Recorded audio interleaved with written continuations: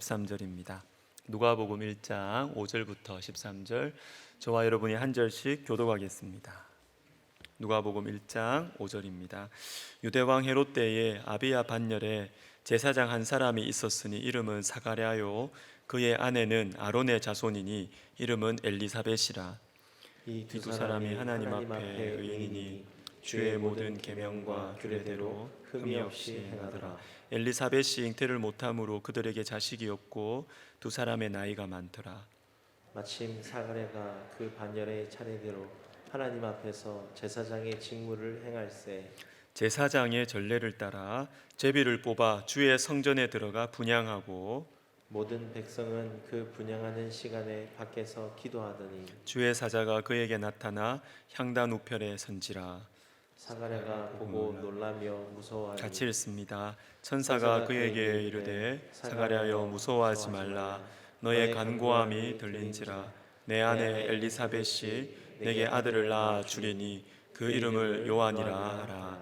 아멘. 제가 잠깐 기도하겠습니다. 하나님 아버지, 우리 시온 성가대의 찬양처럼 주의 성령을 우리에게, 우리 가정에, 우리 교회에 충만하게 부어주셔서 기록된 하나님의 말씀이 진짜라는 것을 내 삶 속에 체험하는 역사를 허락하여 주시며, 하나님의 말씀이 우리 가운데 분명하고 뚜렷하고 능력으로 역사하는 은혜를 우리 가운데 허락하여 주옵소서. 성령이여, 우리의 눈을 여시고 우리의 마음밭을 부드럽게 하셔서 주의 말씀이 우리 속에 심겨지고 간직하고 우리 삶 속에 행해지는 은혜를 허락하여 주옵소서. 예수님의 이름으로 기도하옵나이다. 아멘. 부흥회를 앞두고 우리의 마음밭을 위해서 기도하는 것이 제일 중요하겠다라는 생각이 들어서 지난 금요 기도회 때는 부드러운 마음에 대해서 생각해 보았고, 오늘은 간절한 마음에 대해서 말씀을 나누겠습니다. 간절한 마음에 대해서 생각하기 전에 오늘 본문에서 발견할 수 있는 한 가지 메시지를 먼저 짚어보도록 하겠습니다. 그것은 있는 모습 그대로 나아오라 라는 것입니다. 오늘 본문은 예수님께서 탄생하실 그 시기를 보여주고 있는데, 그때는 하나님과의 관계가 오랫동안 막혀 있어서 약 말라기 선지자 이후 약 400년 정도 영적인 암흑기라고 볼 수 있습니다. 그런데 그때 예수님의 오시는 길을 준비하기 위해서 미리 허락하신 사람이 세례 요한입니다. 그런데 9절에 보시면 제사장의 전례를 따라라는 표현이 나옵니다. 제사장들이 어떻게 성전에 들어가서 섬겨야 되며 어떤 순서대로, 그 반열대로 그 해당하는 시간들을 섬겨야 되는지를 정해놓은 규칙이죠. 그런데 이 규칙은 있었지만 하나님과의 생명력 있고 인격적인 교제와 만남은 없이 이제 규칙만 남아있는 당시의 상황이었습니다. 껍데기만 남아있는 예배, 껍데기만 남아있는 기도. 그러나 여러분, 이런 예배와 기도 가운데서도 하나님께서는 당신의 일을 이루시기 시작하신다라는 것입니다. 사도행전 3장에는 베드로와 요한이 성전에 올라가다가 성전 미문에서 구걸하는 나면서부터 못 걷게 된 사람을 고쳐줍니다. 우리가 잘 아는 유명한 말씀, 금과 은은 내게 없거니와 내게 있는 이것을 내게 주노니 나사렛 예수 그리스도의 이름으로 일어나 걸으라. 이 사건에 바로 이어서 베드로의 설교가 나오고 수많은 사람들이 예수님을 믿게 되는 하나님의 놀라운 일이 일어나게 됩니다. 그런데 이 일이 어떻게 시작되었는가? 사도행전 3장 1절을 보시면 제9시 기도 시간에 베드로와 요한이 성전에 올라갈새, 제9시 기도 시간. 유대인들은 기본적으로 하루에 3번 기도하도록 정해놓았어요. 3시, 6시, 9시. 우리나라 시간으로 바꾸면 6시간을 플러스하면 되거든요. 그래서 오전 9시, 12시, 오후 3시 정기적으로 하루에 3번을 기도하도록 규칙을 정해 놓았습니다. 그러니까 베드로와 요한이 성전에 올라간다라는 이 말씀은 유대인들이 정해 놓은 이 시간이 되었기 때문에 제9시 기도 시간을 지키기 위해서 성전에 올라간다라는 것입니다. 그런데 지금 베드로와 요한이 함께 섞여서 성전으로 올라가고 있는 그 행렬에 있는 사람들이 어떤 사람들입니까? 그것은 얼마 전에 예수 그리스도를 십자가에 못 박아 죽인 사람들입니다. 예수님을 알아보지 못하고 예수님을 십자가에 못 박아 죽인 사람들의 그 행렬, 시간이 되어서 마음도 없고 영적인 분별력과 생명력과 진리를 알지 못하는, 그러나 껍데기만 남아있는 그 기도 시간에 그들과 함께 베드로와 요한은 성전에 올라가고 있었고, 근데 놀라운 것은 하나님께서 그 시간에 놀라운 일을 행하신다라는 것입니다. 어떤 목사님께서 이 부분을 가지고 자신의 책에서 이렇게 설명을 하시더군요. 당시의 종교와 종교 지도자들 그리고 제사장들은 타락했다. 아마도 어떤 이들은 단지 종교적인 습관에 따라 기도했을 것이다. 그럼에도 불구하고 하나님은 여전히 그 기도의 행렬을 사용하셨다. 우리는 몇 가지 부정적인 결함을 지적하면서 전통과 좋은 습관이라는 유산을 함부로 폄하하는 일을 그쳐야 한다. 여러분, 맞습니다. 제9시 기도 시간 문제가 있었어요. 문제가 영적인 분별력도 없었고 영적인 생명력도 없는, 껍데기만 남아있는, 기도의 감격도 없고 기도의 은혜도 없고 하나님을 만날 것에 대한 기대도 없는 그러한 껍데기만 남아있는 기도 시간, 예배 시간이었습니다. 그런데 하나님께서 그 시간도 사용하신다는데 어떡하겠어요? 하나님께서는 그 껍데기만 같은, 그 껍데기만 남아있는 예배와 기도의 시간도 사용하시겠다는데 어떡하겠습니까? 사랑하는 여러분, 혹시 저와 여러분의 영적인 상태가 제9시 기도 시간과 같지 않습니까? 껍데기만 남아있는 것 같고 감동이 없는 기도의 생활, 제9시 기도 시간과 같지 않습니까? 여러분, 괜찮습니다. 괜찮아요. 이 모습 그대로 오시면 됩니다. 껍데기만 남은 것 같은 나의 신앙, 그러나 그것을 주님께서 사용하신다는 거예요. 너무나 메말라 있는 우리의 신앙생활이지만 주님께 이 모습 이대로 나오기만 하면 주님은 거기에, 그 위에 주님의 은혜의 손길을 베풀어 주신다라는 것입니다. 자, 이제 간절한 마음에 대해서 생각해 보도록 하겠습니다. 들어가기 전에 하나 빠뜨렸네요. 가정예배 드리고 계세요? 가정예배 하다 보니까 은혜도 없고 애들도 안 따라주고 재미도 없고 그래서 그만두신 분들 많으실 텐데, 여러분, 껍데기만 남아도 다시 시작하십시오. 다시 시작하시면 하나님께서 여러분 가정에 말씀하실 것을 주님께서 그 통로로 이야기하실 것입니다. 자, 이제 간절한 마음에 대해서 생각해 보겠습니다. 오늘 본문 7절과 13절을 보시면 엘리사벳이 잉태를 못함으로 그들에게 자식이 없고 두 사람의 나이가 많더라. 사가랴여 무서워하지 말라. 너의 간구함이 들린지라. 이렇게 나옵니다. 이 영적인 암흑기, 어두운 시대에 하나님께서 사가랴와 엘리사벳을 선택하셨어요. 왜 그러셨을까요? 영적으로 어두운 시대라면 좀 실력 있는 사람 사용해야 되는 거 아니에요? 좀 의지가, 불굴의 의지를 가진 사람들 사용해야 이 암흑기를 돌파할 것 아닙니까? 그런데 하나님께서는 아기를 가지지 못하는 사가랴와 엘리사벳을 사용하셔서 영적인 암흑기를 돌파하셨습니다. 왜 그럴까요? 아기가 없어서 그래요. 아기가 없어서 그래요. 아기가 없어서 오늘 본문에 나오는 것처럼 너의 간구함이 들린지라. 아이가 없으니까 그것 때문에 간절히 기도하는 거예요. 하나님의 마음을 아는 것입니다. 영적으로 너무나 어두워져 있어서 하나님 백성들이 잉태하지 못하는, 열매가 없는 이 상황을 보면서 하나님의 아파하시는 그 마음을 사가랴와 엘리사벳은 이해할 수 있기 때문에 그래요. 그래서 간절하게 기도하고 있기 때문에 엘리사벳과 사가랴를 선택하신 것입니다. 제가 예전에 상담대학원 입시 면접위원으로 들어간 적이 있습니다. 저 혼자 들어간 건 아니고 상담학과 교수님하고 저하고 이렇게 들어간 적이 있습니다. 한 2번 정도 들어간 것 같아요. 한 번은 김병호 교수님하고 한 번은 손초르 교수님하고 들어갔는데 뭐 저는 모르잖아요, 뭘. 저는 잘 모르니까 저는 이렇게 하는 역할이 뭐냐면 계속 웃어만 줬어요. 들어오면 계속 웃어주는 거예요. 이렇게 계속 웃어주는 거예요. 들어오면 그냥 기본적인 인사만 하고 아이고 잘 왔습니다 하고 뭐 어떻게 왔냐고 우리 학교 어떻게 지원 기본적인 질문 한번 하고 그 다음에 저는 그냥 웃고 있고 그 다음에 상담학과 교수님이 탁 이제 들어가기 시작하는 것이죠. 근데 제가 옆에서 이렇게 보다 보니까요 비슷한 상황이 자꾸 생겨요. 비슷한 상황이 무슨 공부하러 왔습니까? 그러니까 청소년 상담 공부하러 왔습니다. 왜요?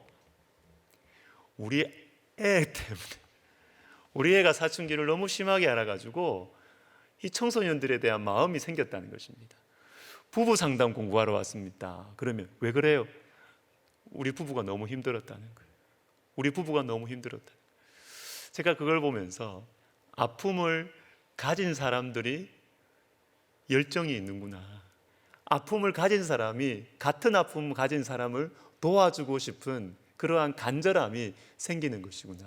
여러분, 아픔은 사랑을 만들어내요. 아픔에서 간절함이 흘러나오는 것입니다. 하나님께서 사가랴와 엘리사벳을 선택하신 이유가 여기에 있습니다. 잉태치 못하는 아픔을 가지고 있기 때문에 영적인 태가 닫혀있는 하나님 백성들을 향한 하나님의 그 안타까운 마음을 이 사람들만큼 간절하게 느끼는 사람들이 없는 것입니다. 여러분, 비슷한 경우가 구약의 사무엘의 어머니 한나입니다. 사사시대 말기죠. 그때에 이스라엘의 왕이 없으므로 사람이 각기 자기의 소견에 옳은 대로 행하였더라. 하나님이 왕이신데 하나님을 인정하지 않고 다 자기가 왕으로 살아가는 것입니다. 그러니까 영적인 미래가 없어요. 영적인 미래가. 영적인 자녀들이 생길 수가 없는 것입니다. 이때 하나님은 누구를 선택하셨느냐? 용사를 선택하지 않으셨습니다. 권력가를 선택하지 않으셨습니다. 지식 있는 사람들을 선택하지 않으셨습니다. 한나를 선택하셨어요. 아기를 가질 수 없는 한나. 하나님 처지하고 너무 비슷한 사람을 택하시는 것입니다. 그래서 하나님의 마음을 알고 하나님 앞에 하나님의 아픔을 가지고 간절하게 기도하는 한나를 선택하셔서 새로운 시대를 열어 젖히시는 것입니다. 그래서 여러분, 쉽지 않은 말이지만 아픔이 축복입니다. 아픔이 능력입니다. 아픔에서 간절함이 생기고 그리고 그 간절함은 진심이에요. 진심. 우리가 부흥회를 이제 3일 앞두고 있는데 우리 마음속에 간절함이 생겼으면 좋겠습니다. 이 간절한 마음을 산상설교에서는 심령의 가난함 이렇게 표현하십니다. 심령이 가난한 자는 복이 있나니 천국이 그들의 것이며. 심령이 가난하면 천국이 그들의 것이래요. 심령의 가난함 속에 천국이 임한다라는 것입니다. 근데 심령이 가난하다는 것을 쉽게 설명을 하면 가난한 자들이 가지는 마음이에요. 가난한 자들이 가지는 마음. 여러분, 가난할 때 어떤 마음이 드십니까? 어떤 마음이 드십니까? 염려가 생기고 두려움이 생기고 짜증이 생기고 부끄러움, 원망, 분노. 그런데 가난할 때 가지게 되는 가장 근원적인 마음이 있어요. 아이고, 내가 자존심이 상해서 손 안 벌린다. 그거는 덜 힘들어서 그렇고요. 정말 돈이 없어서 자식 공부 못 시키고 자식이 굶어가는, 정말 가난하면요 자존심 필요 없습니다.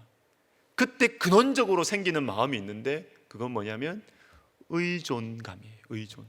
누가 나 좀 도와줬으면 좋겠다. 내가 어떤 부끄러움을 당하더라도 누가 나 좀 도와줬으면 좋겠다.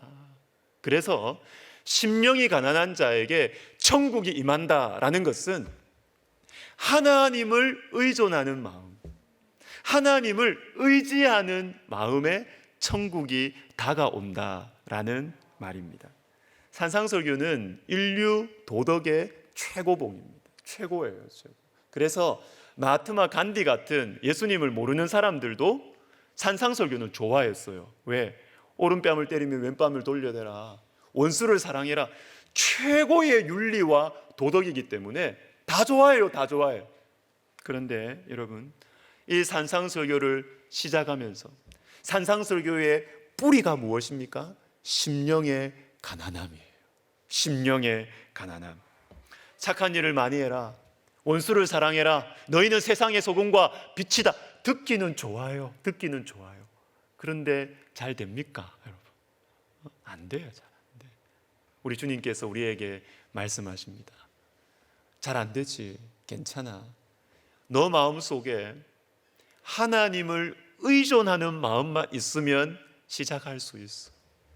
하나님을 바라보는 마음만 있으면 이 말씀이 네 속에 일어나고 천국이 가깝게 다가올 거야. 여러분, 가난한 것은 아픔입니다. 불편합니다. 그러나 가난할 때 하나님을 의지합니다. 가난할 때 간절해집니다. 우리는 부족한 것이 없으면 간절해지지 않습니다. 부족한 것이 없으면 진심으로 하나님께 기도하지 않습니다. 그래서 얼마나 감사한지요. 우리 모두에게는 다 가난한 것이 있더라고요. 겉으로 보면 다 가진 것 같은 분들도 다 가난하고 비어있고 부족한 것이 다 있어요. 돈이 있으면 건강이 없거나, 그리고 밖에서는 잘 나가시는 분들도 집안이 너무 힘든 거예요. 집안 분위기가 너무 안 좋은 거예요. 우리 모두에게는 가난한 것이 다 있습니다. 불편합니다. 괴롭습니다. 그러나 이것이 우리를 살리는 것인 줄 아십니까? 여러분, 이것 때문에 여러분들이 하나님 앞에 엎드린다는 사실을 아십니까? 내 인생의 이력서 가운데, 내 인생 가운데 이 사건은 좀 뺐으면 좋겠다, 이건 좀 사람들이 몰랐으면 좋겠다 하는 그 결격 사유 있잖아요. 이것만 채워지면 나는 완벽한데, 이것만 채워지면 나는 누군가에게도 다 내세울 수 있는 완벽한 사람인데, 여러분, 여러분의 그 결격 사유가 여러분을 살리고 있다는 것 아십니까? 여러분의 그 결격 사유가 여러분들로 하여금 하나님 앞에 엎드리게 하고 하나님을 찾게 하고 여러분을 보호하는 것입니다. 여러분, 아픔은 능력이고 아픔이 우리에게 가난한 마음을 만들어내는 것입니다. 삼손이 목이 말라서 죽어갈 때 하나님께서 삼손을 살리는 생수를 흘러나오게 하시는데, 성경은 어디에서 그 생수가 흘러나오는지를 강조하고 있습니다. 사사기 15장 19절에 하나님이 레히에서 한 우묵한 곳을 터뜨리시니 거기서 물이 솟아나오는지라. 거기서 우묵한 곳, 성경은 강조하고 있습니다. 여러분, 우묵한 곳이 무슨 의미냐면 비어있는 곳이에요. 텅 비어있는 곳이에요. 영어로 a hollow place, 텅 비어있는 곳이에요. 텅 비어있는 곳에서 사람을 살리는 생수가 나오는 것입니다. 삼손을 살리는 그 생수는 어디에서 나오느냐? 텅 비어있는 곳, 부족한 곳, 가난한 곳에서 우리를 살리는 생수가 흘러나오는 것입니다. 사도 바울도 똑같아요. 고린도후서 12장 9절을 우리 같이 읽습니다. 시작. 내 능력이 약한 데서 온전하여짐이라 하신지라. 그러므로 도리어 크게 기뻐함으로 나의 여러 약한 것들에 대하여 자랑하리니 이는 그리스도의 능력이 내게 머물게 하려 함이라. 아멘. 주님의 능력은 어디에서 온전해진다고요? 우리의 약한 데서 온전해져. 약한 데서. 우리 생각에는 내가 이것만 채워 넣으면 내가 주님의 능력을 나타낼 수 있을 건데 생각해요. 내한테 없는 요 자리만 내가 차지하면, 요것만 내가 챙기면 우리 가정은 완벽하다, 신앙의 정말 명문 가정이다, 이렇게 생각하실지 모르겠지만 하나님의 방식은 그렇지 않아요. 우리의 약한 데서 주님의 능력은 온전해지는 것입니다.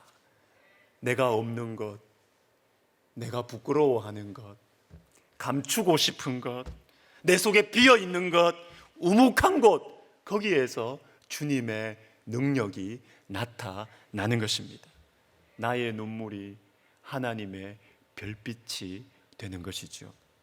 예수님께서 이것을 가장 잘 보여주셨습니다.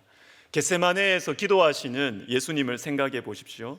베드로와 야고보와 요한을 데리고 가실새 심히 놀라시며 슬퍼하사 말씀하시되 내 마음이 심히 고민하여 죽게 되었으니 너희는 여기 머물러 깨어 있으라 하시고, 여기까지만 보세요.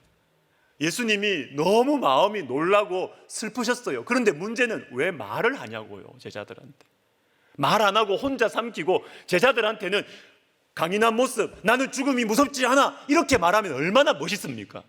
그런데 예수님께서 굳이 말을 하시네요. 말을. 내 마음이 슬프고 내 마음이 고민하여 죽게 되었다고 굳이 말을 하십니다. 제자들은 예수님의 마음을 몰라주고 자고 있어요. 그리고 마지막 42절에 보시면 일어나라 함께 가자라고 말씀하십니다. 저는 예수님의 이 모습이 너무 처량한 거예요. 너무 처량해요. 왜요? 일어나라 함께 가자, 지금 누구에게 말씀하십니까? 조금 있으면 예수님을 버릴 사람들이에요. 조금 있으면 예수님을 다 버리고 도망칠 사람들에게 일어나라 함께 가자. 참 서글픈 이야기 아닙니까? 얼마나 처량해요, 이 모습이. 근데 저는 이런 생각이 듭니다. 왜 예수님께서 이 모습을 보여주실까? 좀 강인한 모습, 좀 강건한 리더의 모습으로 죽음을 대하셨으면 얼마나 좋았을까? 그런데 예수님의 이 약해지심, 이것이 저와 여러분에게 소중한 은혜가 된다는 것을 아십니까? 우리의 연약함을 예수님은 아십니다. 우리의 부족함을, 우리의 두려움을 예수님께서 아시는 것이에요. 그리고 그것을 기도로 감당하시는 예수님이 우리에게 소망을 던져주는 것이죠. 예수님의 약하심 가운데 우리를 향하신 하나님의 능력이 나타나는 거예요. 예수님의 약하심 가운데. 여러분, 이것이 가장 분명하게 나타난 것이 어디입니까? 십자가예요. 십자가는 예수님이 가장 약해지신 거예요. 하나님이신 분이 왜 인간의 손에 죽습니까? 왜?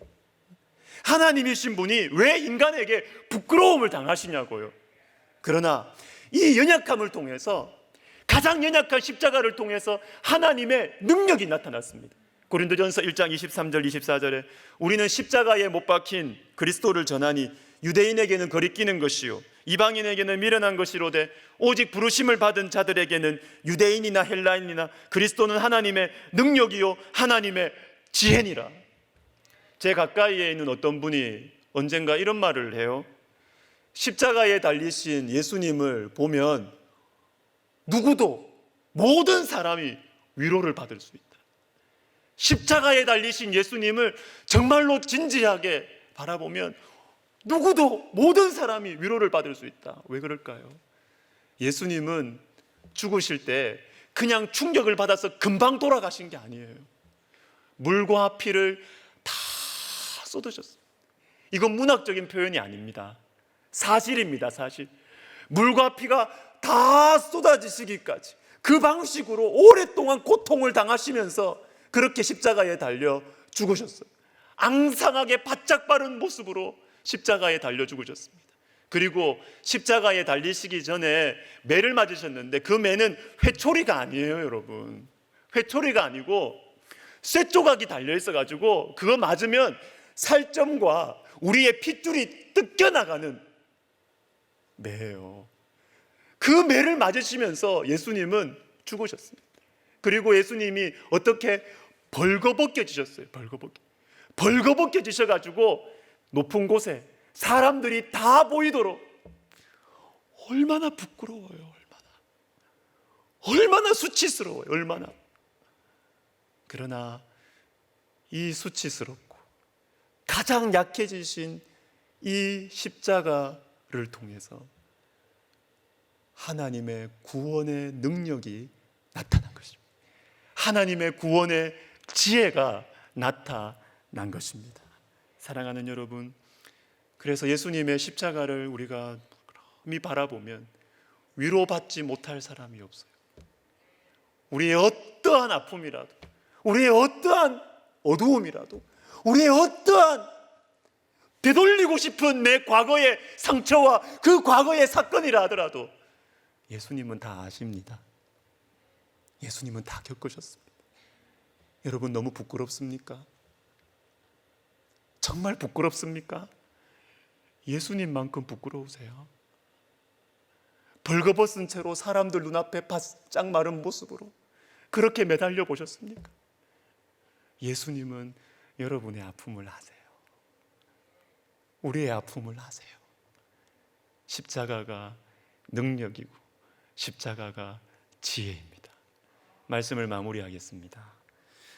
이번 주 수요일, 목요일, 금요일 우리 부흥회입니다. 있는 모습 그대로 나오십시오. 나는 지금까지 신앙생활 제대로 못했다. 코로나 때문에 더 대충 신앙생활했다. 여러분, 괜찮아요. 괜찮아요. 제9시 기도 시간 쓰시잖아요. 제사장의 전례 쓰시잖아요. 있는 모습 그대로 나오시면 됩니다. 여러분, 우리에게 아픔이 있죠. 우리에게 부끄러움이 있죠. 그것도 그대로 가지고 나오십시오. 주님께서 그 아픔을 통해서 은혜를 부어주기 시작하실 것입니다. 아픔은 은혜의 시작이고 축복의 통로입니다. 우리 같이 들은 말씀 생각하면서 우리 찬양하겠습니다. 약할 때 강함 대신에.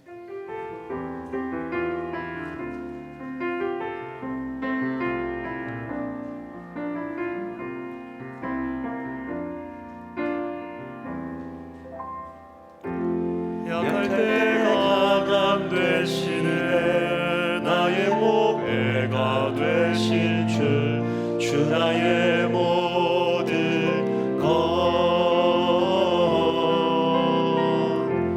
주 안에 있는 보물을 나는 포기할 수 없네 주 나의 모든 것 다시 합시다. 약할 때 강함 되시네 약할 때 강함 되시네 나의 보배가 되신 주 나의 모든 것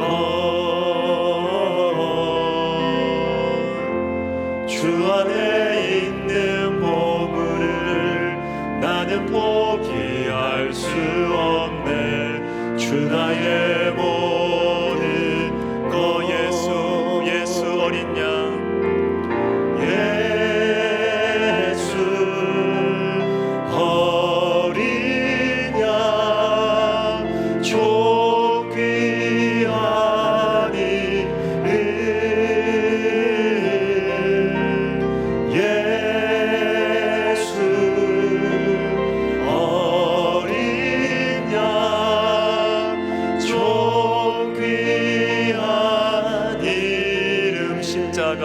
십자가 죄사하셨네 십자가 죄사하셨네 주님의 이름 찬양해 주 나의 모든 것 쓰러진 나를 세우고 나의 빈잔을 채우네 주 나의 모든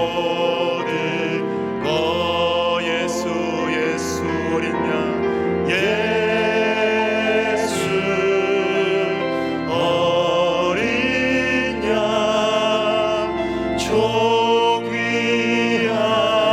이름 예수 어린 양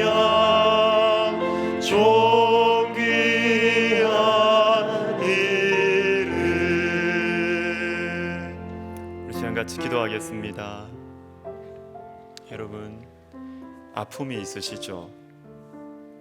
약한 것, 부족한 것, 그리고 부끄러운 것 있으시죠?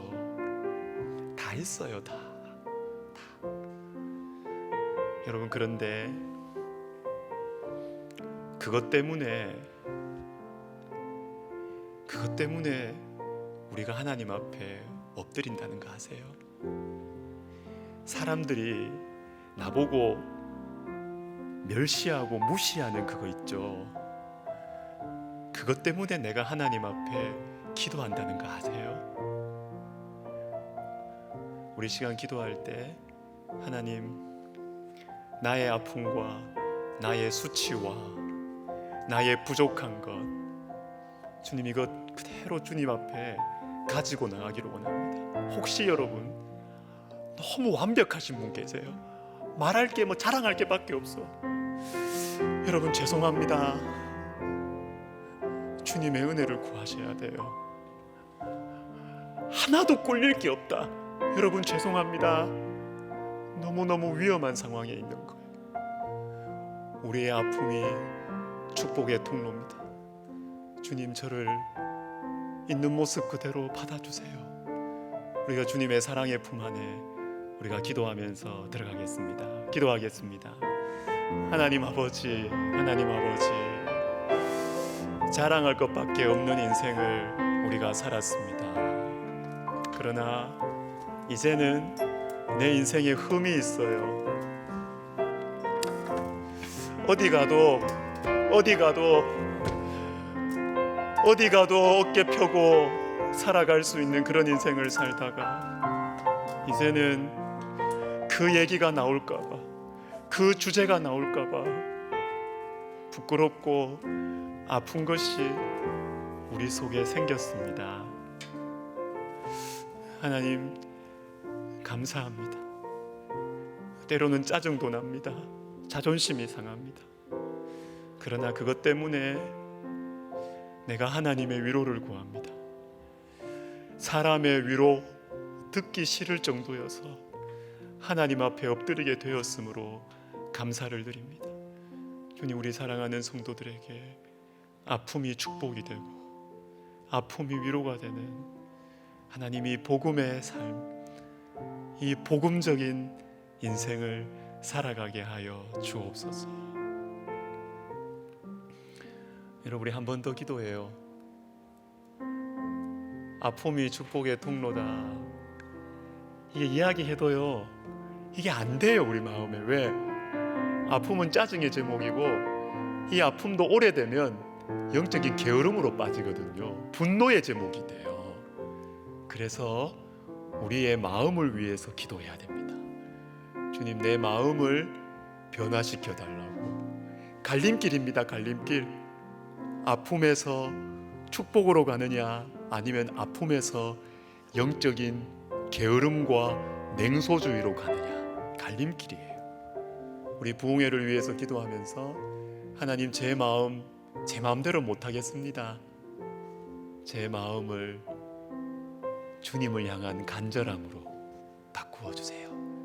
우리의 아픔, 우리의 마음을 위해서 같이 기도하겠습니다. 하나님 아버지, 그렇습니다. 주님, 그렇습니다.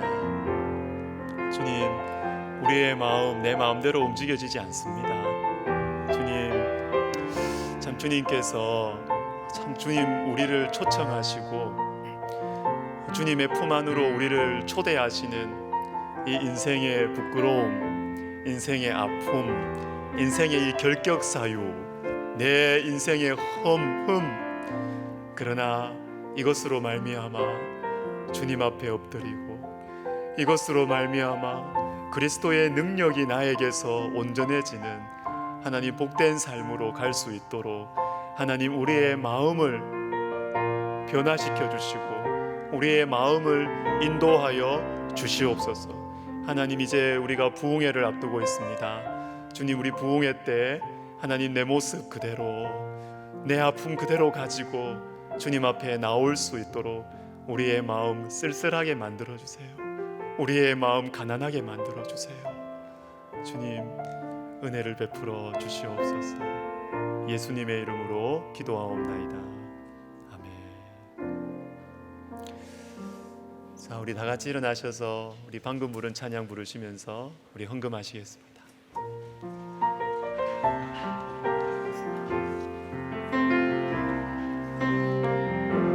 약할 때 강함 되시네 나의 보배가 되시네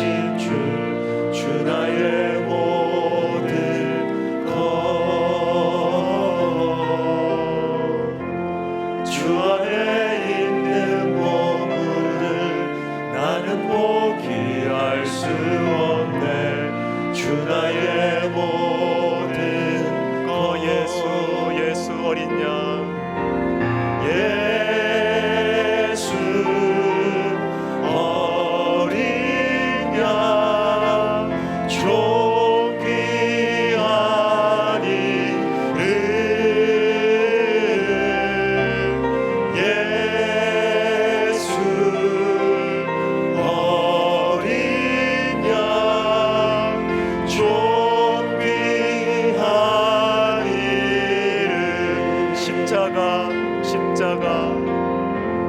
십자가 죄 사셨네. 주님의 이름 찬양해. 주 나의 모든 것 쓰러진 나를 세우고 쓰러진 나를 세우고 나의 빈잔을 채우네. 주 나의 모든 것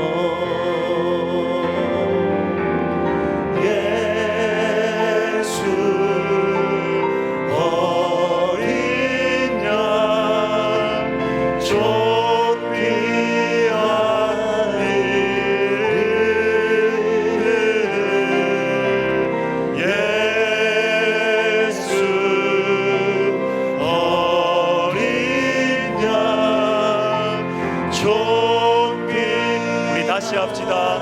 십자가 죄 사하셨네. 십자가 죄 사하셨네. 주님의 이름 찬양해. 주 나의 모든 것. 십자가가 쓰러진 나를 일으켜 세울 것입니다.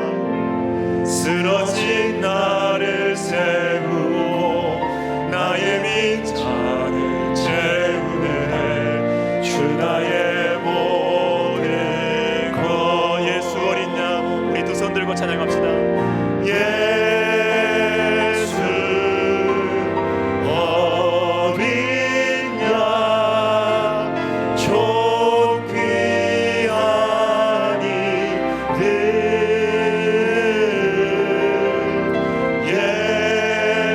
예수 어린 양 존귀한 이름.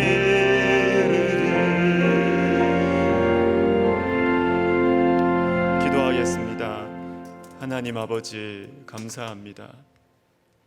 너무 잘났던 나에게 뜨거운 눈물을 허락해 주신 주님 감사합니다. 몸은 교회에 나왔지만 내 마음은 하나님이 필요 없는, 교회에서도 내 잘난 것을 자랑하는 장소가 교회가 되어야만 했던 우리에게 아픔을 허락하시고 연약함을 허락하시고 흠을 허락하셔서